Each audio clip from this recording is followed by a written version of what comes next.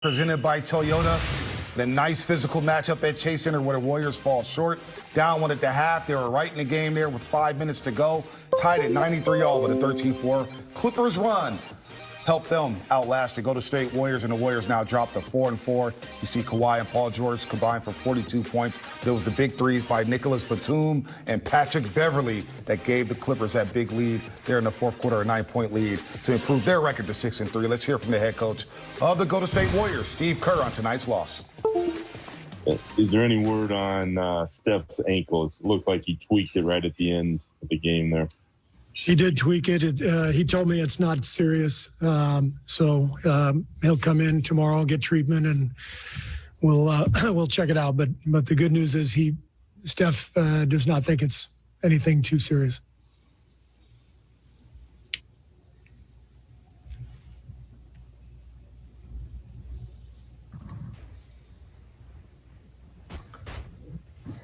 Hi, Steve. Brian Wood with NBC Sports Bay Area.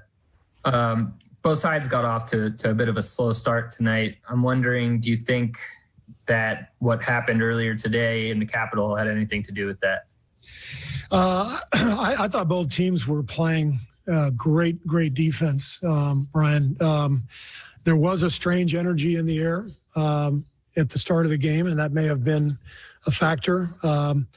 But I saw two teams really competing, and we have gotten so much better at the defensive end over the last week or 10 days. And the Clippers, obviously, after last night's loss to San Antonio, I thought they came out and played a great defensive game. So maybe a combination of all that. What do you think was the largest offensive issue for you guys tonight? Not a ton of rhythm or flow. I mean, we played a team that's going to be, at full strength like they were tonight, one of the best defensive teams in the league with a ton of length. And so they did a really good job. I thought they played an excellent defensive game. They hounded Steph and we couldn't find a rhythm. But I was really proud of the guys. I mean, they hung in there the whole game. Our second unit, led by Eric Paschal, came in, did a fantastic job in the fourth to help us take a lead, and we had a shot. But give the Clippers credit; they played really well. He used Andrew Wiggins to guard Kawhi Leonard. Is he basically your prime wing stopper at this point when you're going against guys like Kawhi?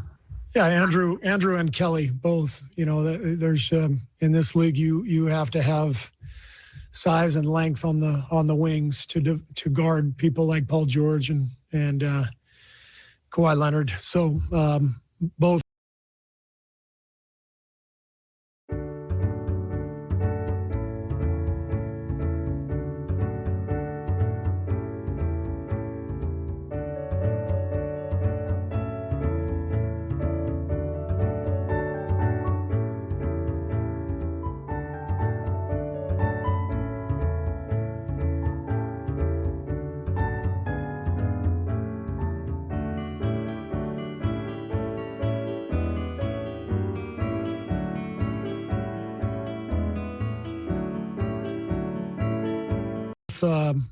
Both Kelly and Andrew have been really good defensively. I thought they were excellent again tonight, and so it's a really positive sign. I love this team. I love our guys.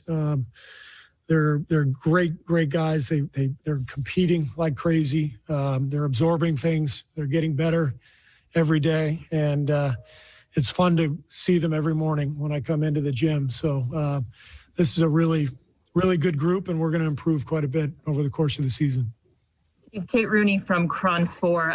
You mentioned that you've seen these guys make some defensive improvements over the last couple of games.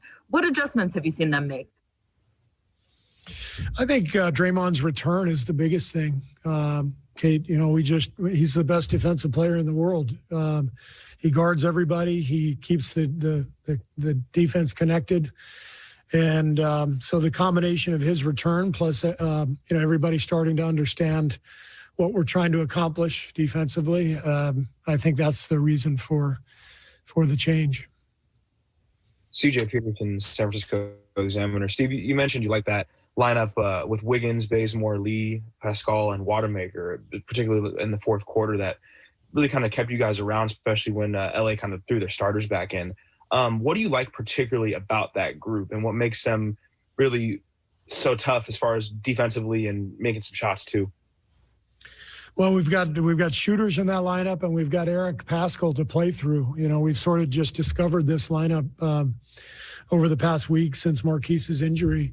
You know, it shifted Eric to the 5, and he looks very well suited to that role. You know, he played 20 minutes, he got 14 shots up. So, you know, he's an offensive force, and with that group, he's got shooters around him, and we're going to get him the ball quite a bit. So I think it's been a good fit. I think Kent Bazemore has been fantastic. You know, Mike Mulder came in, knocked down a shot in the first half, and gave that group a boost. But I like what the bench is doing overall. What did you see out of Wiseman today? I think you know, playing against a great team like the Clippers, a team that has all that experience and length and that does all that switching, it's not an easy team to play against for a young guy. So great learning experience for him tonight. You know, every day is a help for him. You know, getting game experience, seeing all the pictures in front of him, and being able to watch the film the next day and make adjustments from there. Draymond's obviously done it. Steve Kerr loving where his team is at right now, says they're getting better defensively, feels like they'll be a lot better a month or two from now. But he also talked about Draymond Green being the best defensive player in the world, which has helped the Warriors get better on that end of the floor. No question. And tonight they held the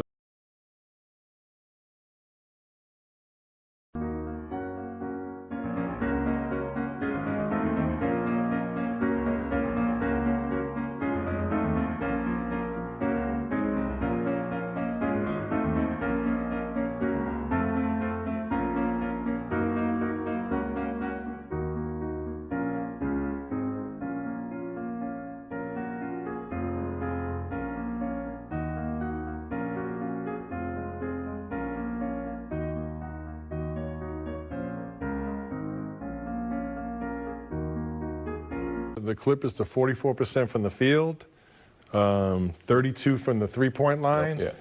The Clippers did go 25 for 25 from the free throw line. That was a big help to them. But with that defensive effort, that's you gotta love that. They didn't necessarily find that rhythm and flow offensively to reward themselves, but they've been down this road before. Right. So maintain that defensive effort and let the offense come along for the ride. Yeah, I think they did a great team job too, man. Making it hard for Kawhi, making it hard for Paul George, and being active. You know, that was the thing I really took from her. You know, being disciplined on Lou Will when he, you know, giving you all those fakes and trying to get your hand caught in there. So I think they're doing a good job. It's a lot of great things they can learn from off this film. They just got to keep buying into the system and keep defending at a high level. And I think this team will be a whole different team in a few weeks. Yeah, active hands. I thought very good attention to detail to the scouting report. You saw Kelly Oubre get out there in transition, and another really solid performance from Andrew Wiggins. Yeah, no doubt. Yes. From game 2, he's been solid and above average. He's really played well. And Steve Kerr, he also recognized, and I totally agree, the Clippers are one of the best defensive teams in the league, right? They can slow that pace down, which they prefer, which they did tonight. Made it like a playoff atmosphere, that type of pace. But think about it, especially against a guy like Steph Curry. They can put Patrick Beverley on him, pressure 94 feet, and then behind him, you've got Kawhi Leonard, Paul George, and Nicholas Batum. That's length, switchability. That's a heck of a defensive unit out there, Jarrell. It definitely is. And a former teammate of mine, Batum, you know, he loves to challenge the guard, whoever it is on the offensive end, you know, whatever, take the point guards out. And then you talk about Paul George and Kawhi Leonard, you know, two of the best two-ways in the league. So it's going to be tough for Steph, but, you know, I think they'll figure it out how to get him more easier looks. Yeah, and not a whole lot of adjustments, you know, for the second game. I think the one thing you would try and do from that great defense you played, just push the pace a little bit. Yeah. The Clippers want to play a slower pace. I think the Warriors would rather play a little faster. Glad you brought up Wiggins, man. He did a pretty good job. Playing great. Kawhi He's playing Leonard, great no basketball. doubt, Playing great about it. basketball. Let's get back to our storylines here from the pregame show. And Steph Curry, we're talking about the way too early MVP race in the odds. Steph Curry was plus 2,500 before the season, plus 1,600 after he exploded against Portland and Sacramento.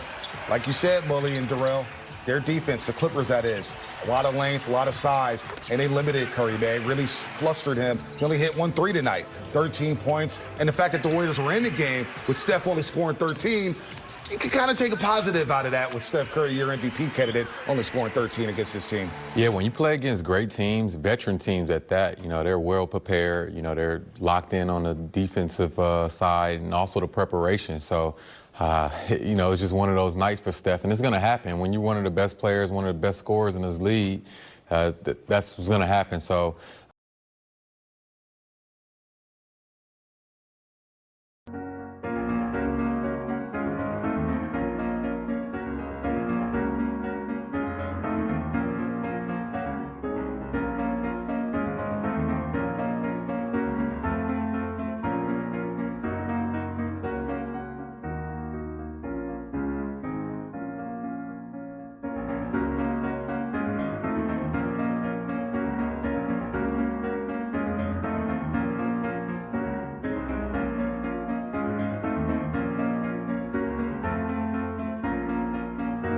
the Warriors did a great job of figuring it out and holding the lead and, keeping them in the game, and everybody else stepped up. So it's going to be nights like this. When you hear Darrell and myself talk, or the coaches speak after the game, flow and rhythm, right, usually refer to offense. There's a flow and a rhythm to defense, too. Yes. And the Clippers, their 3 main defensive players have been together. Right. Patrick Beverley, Kawhi Leonard, and Paul George. They're connected already. Yes. And Batum's a naturally very gifted defender. So that's pretty much in place. And on the offensive end, they have the ability to go to Paul George or Kawhi Leonard in an ISO game. Right. But they're so gifted that becomes a play. So, basically Kawhi had the ball by himself. You come double, becomes a great play because he's a great passer. He hits Batum in the corner. Yeah. So they'd rather play that slow down, playoff-style offense, but they got those gifted defenders. So, and Steve Kerr, rightfully so, give them a lot. They're a title contender. No this doubt, was a big step up. Yep. I thought the Warriors played well. They have to play better on the next game to get the W. Don't forget about Tyronn Lue, too. He knows Steph Curry from all those battles in the NBA Finals. He's game playing against Curry a lot with those Cleveland Cavaliers here. Also, the point totals, another storyline we had, where the Warriors scored. Back-to-back nights, they scored 137. But they barely cracked 100 tonight. Got a garbage time bucket there. And there's a theme here with the losses. The Warriors, 4 losses. 3 of the losses, they scored 99 points. Another loss, 2 of the losses, 99 points. It would have been 99 tonight without the garbage time bucket, and 98 against the Blazers last Friday night. So the magic number for the Golden State Warriors so far, Darrell, 113. When they scored for 113, they win, and they didn't get close to 113 tonight. Yeah, looking at this stat sheet, it was one of those grinded out games, and, Clippers kind of made it ugly. Both of them shot, not too good from the three-point line, even from the field. So, like we said, when those veteran teams lock in on the defensive end and try to take your best player out, it's kind of hard to get easy buckets, and they try to make it very hard for the Warriors tonight. Yeah, and in this back-to-back series, not a whole lot of carryover. Like Bob Fitzgerald said, I don't think there'll be a whole lot of adjustments from the Clippers side. And I do think from the Warriors standpoint, maintain that defensive effort and just let the offense come, which they've done a good job of. They've maintained their defensive presence and intensity. And when they've struggled offensively, it hasn't affected the rest of their game. Sure. Yeah, Bazemore and Damian Lee coming in with that second unit. They were scrappy tonight, man. They were flying around. Sixth man of the year coming.